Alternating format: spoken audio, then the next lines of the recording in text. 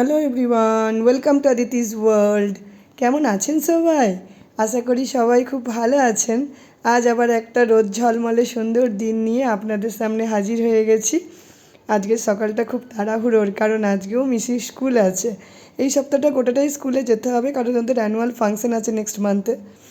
তো সকালটা তাড়াতাড়ি করে রেডি হয়ে এই যে মিসিকে নিয়ে চলে এসেছি। স্কুল ড্রেস পরে বসে আছি, কারণ ওকে রেডি করে নিয়ে এসে বসলাম, কারণ স্কুলের গাড়ি আসবে, তাতে চাপিয়ে দেবো। কারণ কালকে আমাকে আবার অটো করে যেতে হয়েছিল, আর কদিন যেহেতু মায়ের শরীর খারাপ, বলেছি কদিন স্কুলের গাড়িতে পাঠাবো। আজকের ওয়েদারটা দেখেছেন কি সুন্দর হয়ে আছে না চারিপাশটা?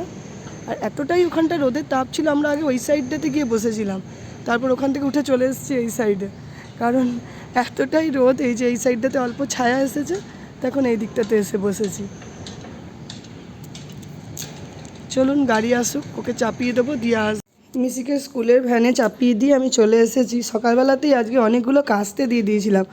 আমাদের নিজেদের পরনের, মিসির, প্রত্যেকের জামা কাপড় আছে, কাচা হচ্ছে না কদিন ধরেই, প্রচুর জামা কাপড় জমেছে। বললাম তাহলে সেগুলো অল্প অল্প করে কাচতে দিয়ে দিই, কারণ এখানে মিলতে সময় লেগে যাবে, কিন্তু শুকাতে সময় লাগে না, খুব তাড়াতাড়ি শুকিয়ে যায়, ড্রাই ওয়েদার তো। তো চলুন আস্তে আস্তে এগুলো বার করি, মিলবো।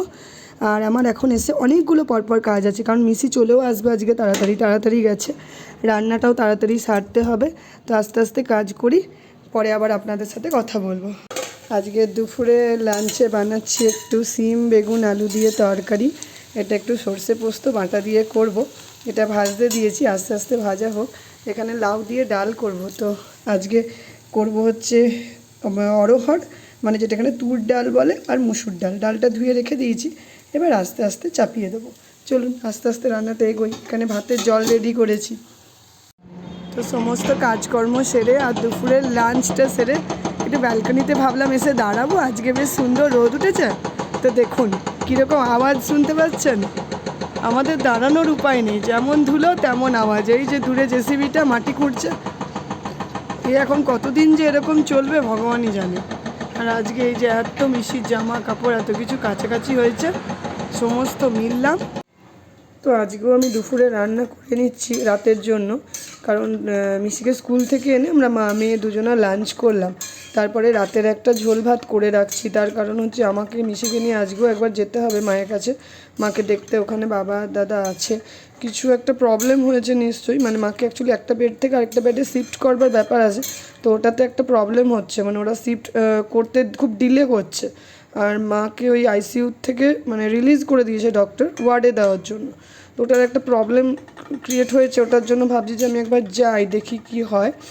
তো তার জন্য ভাবছি, এসে আর সময় পাবো না, তাই এখানে ফুলকপি আর কাঁচা পেঁপে আলু দিয়ে একটা ঝোল করে নিলাম, আর সাথে এখানে ডিম দিয়ে দেবো।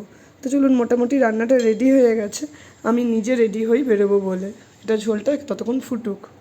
রাতের জন্য রুটিটাও করে রেখে যাচ্ছি, কারণ আমি কখন ফিরতে পারবো সেটা তো বুঝতে পারছি না, কারণ হসপিটালে গেলে প্রচণ্ড সময় লেগে যায়। ওরা আজকে এই বিল্ডিং কালকে সেই বিল্ডিং সমস্ত ছোটা করায়। গতবার আমি মাকে অ্যাডমিট করে তখনও দেখেছি, এইবারও মনে হচ্ছে সেই রকমই কিছু হবে। তাই বললাম সময় হাতে নিয়ে যাব, এসে আর আমি রান্না করার সময় পাবো না। তাই ভাবছি রাতে রুটিটা করে রেখে যাই, আর যারা ভাত খাবে তখন জেনে নিয়ে রাতের বেলা গরম গরম ভাত বসিয়ে দেবো। তো চলুন ঝটপট নিজে রেডিও হয়ে যাব, এটা করে নিয়ে আজকের মতন ব্লগটা আমি এখানেই এন্ড করছি। আপনারা সবাই ভালো থাকুন, সুস্থ থাকুন, বাই।